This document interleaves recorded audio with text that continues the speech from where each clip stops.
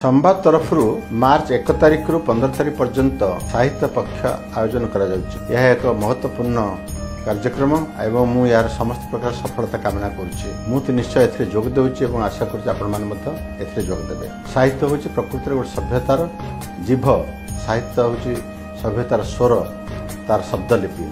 साहित्य जदि नथिबो ताले ये सभ्यता किभଳି थिला, एथिरे मनुष्य माने जो बंचिथिले से किभଳି भार जीवन बंचिथिले से संपर्क में परवर्ती प्रजन्म को जणेबार कौन अवकाश ना।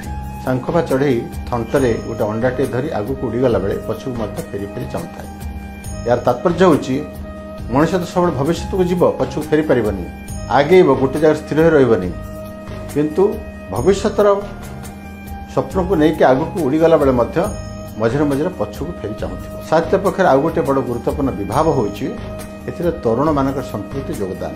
जमी जो गचरे जब नुआ पत्र कणब ना, नुआ फूल फुटब ना, नुआ फल आसब ना, ताल बुझीना पड़ो से गछटी मरवाक जाऊँगी। से भली कौन सभ्यतार कौन साहित्य जदि नुआ शिल्पी, नुआ गायक, नुआ लेखक आसुना तार से स्थाणु हो गला, स्थबिर हो गला।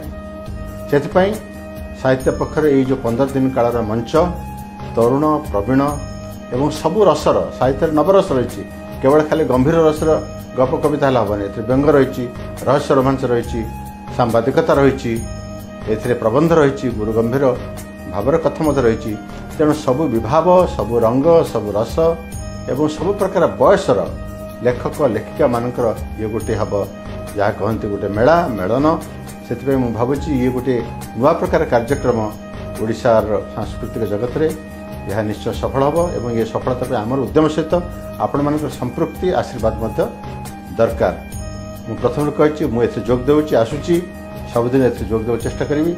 आपण मान आसतु एवं ये कार्यक्रम सफल करूँ।